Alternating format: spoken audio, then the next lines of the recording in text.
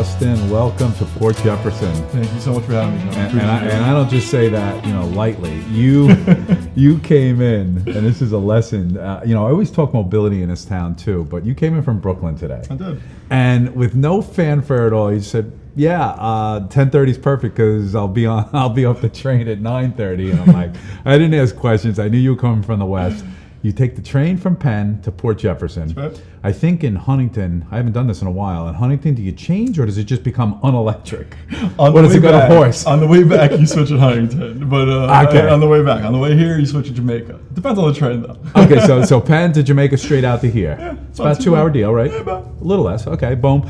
So then you come walking in here. We're at the Village Center, of course, with the beautiful harbor in the background. And I go, so I thought for sure you Ubered here. Did you walk here from the train station? I did. I mean, it's only a mile. I didn't think too much of it. You walked down the hill. I look, like I shouldn't be so kind of like shocked by this, but it's fantastic, and that's it's all good for you, healthy too. Yeah. But I should say we're in touch with you'll appreciate this, Jonathan Keys over at Suffolk County, who is putting together a bike share program. Oh. So you soon will be able to bike down here and demarc right over at the ferry. I'm excited about that. Okay. That's very exciting. So that's great. Welcome. How are you? Thank you so much for having me. Appreciate Absolutely. it. Yep. It's a pleasure to be on. I was so excited about your initiative, if I can call it that, or what you're doing now. Yeah. And I want to be able to bring that up. Give me a second. Sure. It's Grades of Green. That's correct. Which is a not-for-profit or non-profit. I want to get that right. Non-profit. It's a environmental non-profit that focuses on student leadership. So the nonprofit is really all about teaching the future leaders of a country how to be more sustainable, how to be more environmentally conscious, and how to really, not only that, but how to be the leaders of the next generation.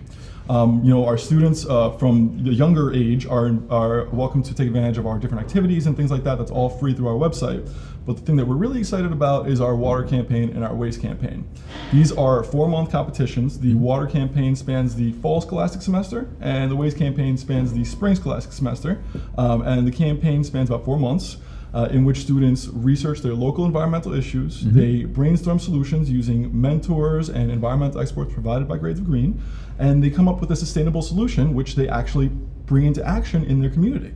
So each and every community is going to have their own specific, not only issues, but initiatives based on what they're experiencing. Exactly. For example, on a harbor here, we may have items environmentally sensitive around water. Absolutely. We talked a little bit before about algae blooms, I think they're called. Yes, exactly. As an example, and maybe something in Middle Island would have like high nitrogen in and around a lake or a sensitive area. Exactly right. Exactly right. And to take that one step further, we encourage our students to really follow their interests. So whether they're interested in marine biology or agriculture, we encourage them to follow their interests to understand how whatever it is they're interested in and how that interacts with the environment. Okay. So I can give you a couple examples of students who were interested in birds and in nature wildlife in California. Okay. He went on to research different environmental impact issues. He went on to teach the local student community about natural landscaping and how that protects the wildlife. And he worked with local artists. Like bioswales? Exactly, yep. Things like that. And he worked with local artists to put in an installation Fantastic. And raise an awareness campaign. So that's just one example of how he took his personal interests and developed a campaign around it. Okay. So funding for this, tell me about the organization itself, how old it is. It doesn't seem like it's like 10 years old, right? Yeah, 10 years old. It was founded on Earth Day 10 years ago in Los Angeles, California by 4 moms who were very concerned that there was no environmental education in the curriculum. Yep. Right. And 10 years later, we now have an office in New York City. We have the office in Los Angeles. We've worked with over 500,000 students across 22 countries. Like you said, our sponsors, we're very, very lucky to have sponsors like the Boeing Company, like LA Sanitation, LA Car Guy. Grumman, who we right? just talked about that on our last segment. Absolutely. And forgive me if I'm forgetting any, but thanks to these sponsors, we're able to provide these resources and these campaigns to student groups at absolutely no cost.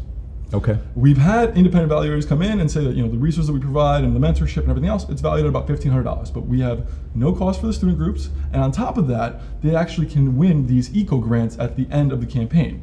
So we select about 5 to 7 sustainable projects that are actually judged by environmental experts. Yep. And then they receive a grant from anywhere between $500 to $1,000 to put their project into action. Do you think as a whole we are more environmentally and sustainably conscious as a whole as a society, or the young. I remember when I was a kid, right? The biggest thing we saw about you'll probably laugh when is the crying Indian, Sure. right? But very effective, very Absolutely. iconic. Yes. It made me more conscious of throwing out a Snickers bar wrapper out the window. It did. Sure. It honestly did, and it was pretty high impact.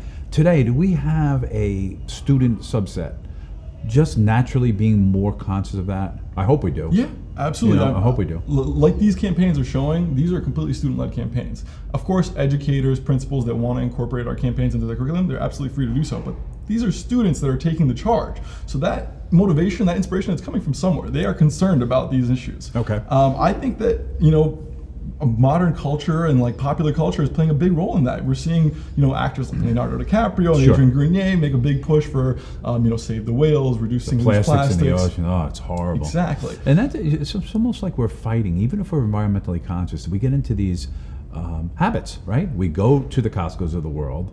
When I say just typical people, buy cases of water. We buy this plastic, and it's almost like we got to stop it at that end too. Not only being conscious in how to clean it up, but also even like not even it's having a small, what do they call it, an environmental footprint? Yeah, absolutely. We can all reduce our environmental footprint. Absolutely. And there's lots of simple ways to go about doing that. I mean, we're using those, Swell or Clean Canteen. I mean, any of these canteens, Yep. I'm starting to use glass bottles all the time. And you know what? It's going to save you money in the long run. Yep. Stop using Ziplocs and use Tupperwares. Again, it's going to save you money and it's going to reduce your environmental footprint. But I think it's up to all of us on an individual level to take some responsibility. And then lo and behold, you have the result at the end of it. Which is amazing because I can actually quote some figures. During the water campaign, our students in one scholastic semester protected 12 million gallons of water. That's awesome. During the waste campaign in one scholastic semester, they diverted 480 tons of waste. I mean, these are not insignificant figures. No. But we still have a long way to go. I don't know if you know, but in New York State, we average 3.9 billion tons of waste annually. So we have a long way to go. But only 3.9 billion. Only.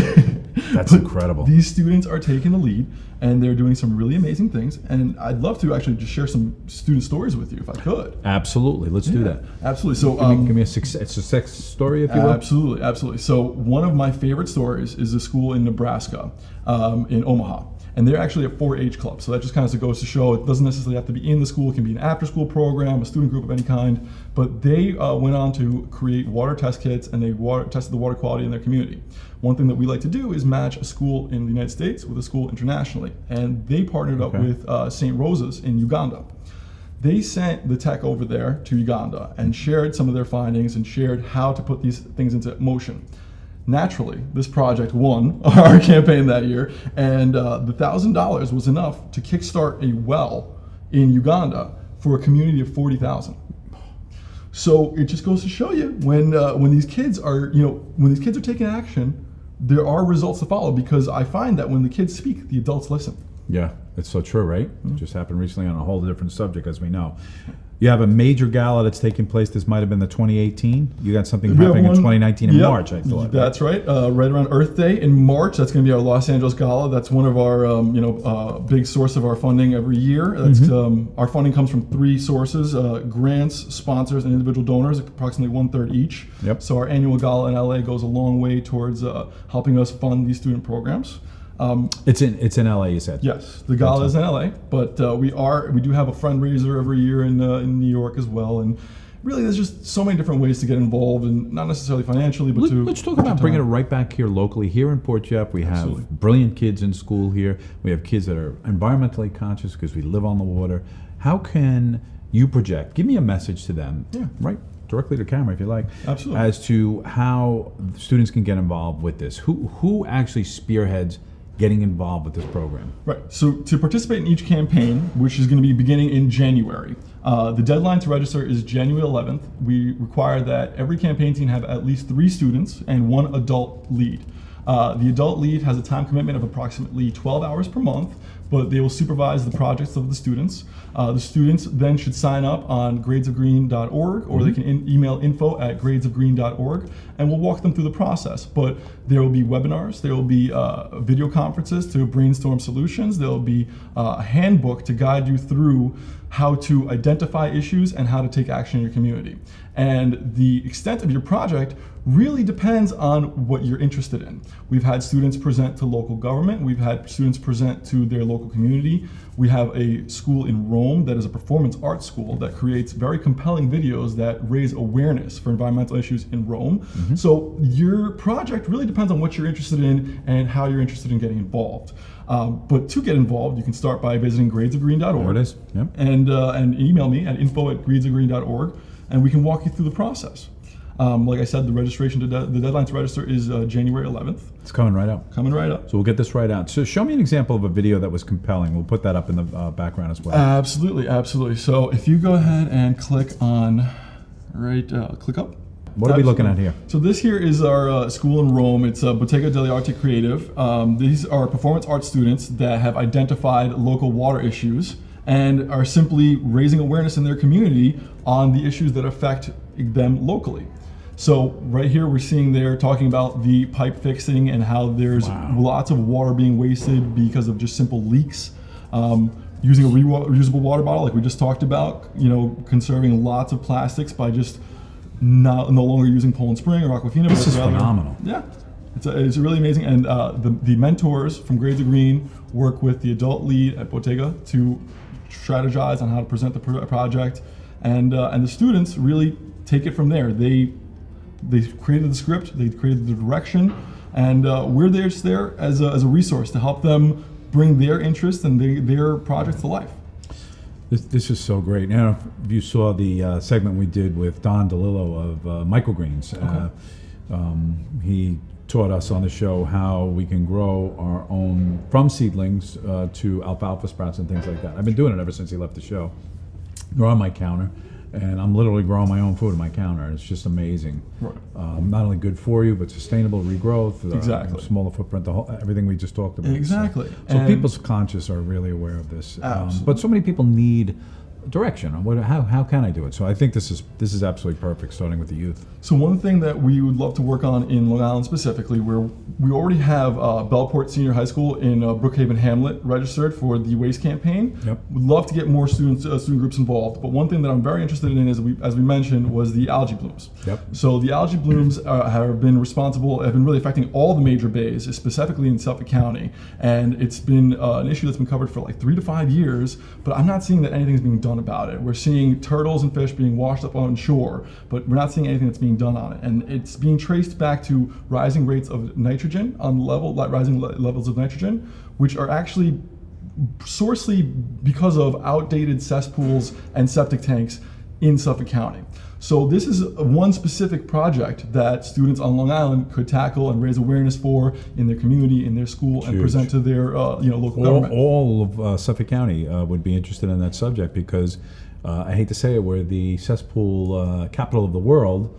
Not a proud thing, but that's just the way it's gone down. Not only that, but so much of the Suffolk County economy depends on the ecosystem and the resources that we have. I know. So I can't tell you how many climbers I talk to. They talk time and time again about areas that have been shut down. Got to wait 2 or 3 years, sometimes even more. So this is right up everybody's alley. I want to thank you really for bringing this all to our attention. Yeah. Thank you so much. We'll get this out to Port Jeff High School. Great. As you said, 5th to 12th grade. Yeah. I'll let Port Jeff government know about it. So we totally appreciate it, man. Thank you so much for having me on. I appreciate it. You're not going back. You got to spend the day in Long Island. Of course. Okay. I love Long Island. I wouldn't dream of it. Yeah, fantastic. Good to see you. Thanks again. Good to see you. Grades Thank you. Green. Thanks for having me on. Take care.